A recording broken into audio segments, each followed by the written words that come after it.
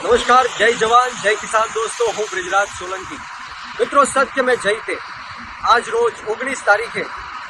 માનનીય ગુજરાત હાઈકોર્ટે બોટાદ કડદાકાંડને લઈને જે 85 લોકો જે નિર્દોષ હતા, ખેડૂતો છે,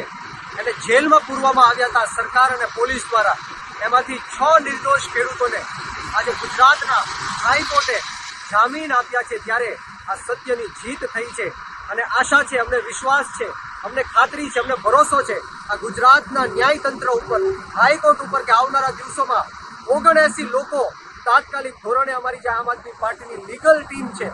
એ આ લોકોને જલ્દમાં જલ્દ બહાર કાઢશે। પરંતુ આ તકે હું આ ભ્રષ્ટાચારી ભારતીય જનતા પાર્ટીને, આ તાનાશાહી અને હિટલરશાહીની ભારતીય જનતા પાર્ટીને એક સંદેશ આપવા માંગુ છું। તમે અરવિંદ કેજરીવાલજીને જેલમાં નાખ્યા, મનીષ સિસોદિયાજી, સત્યેન્દ્ર જૈનજી, સંજય સિંહજી, ઈશુદાનભાઈ, ગોપાલભાઈ, પ્રવીણભાઈ, ચેતરભાઈ, રાજુભાઈ, તમામ આમ આદમી પાર્ટીના લોકોને, નેતાઓને તમે જેલમાં નાખ્યા। પરંતુ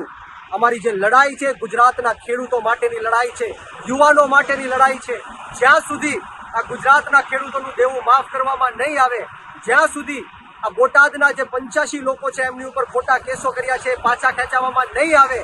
જ્યાં સુધી આ નિર્દોષ ખેડૂતોને ગુજરાતની અંદર ન્યાય નહીં મળે અને જે કોઈ પણ અધિકારીઓએ આ બર્બરતાથી, ક્રૂરતાથી આ નિર્દોષ ખેડૂતો ઉપર લાઠીચાર્જ કર્યો છે, એમની ઉપર દમન ગુજાર્યું છે, એ લોકોને સસ્પેન્ડ કરવામાં નહીં આવે, ત્યાં સુધી આમ આદમી પાર્ટીની લડાઈ ચાલુ રહેશે અને સમગ્ર ગુજરાતના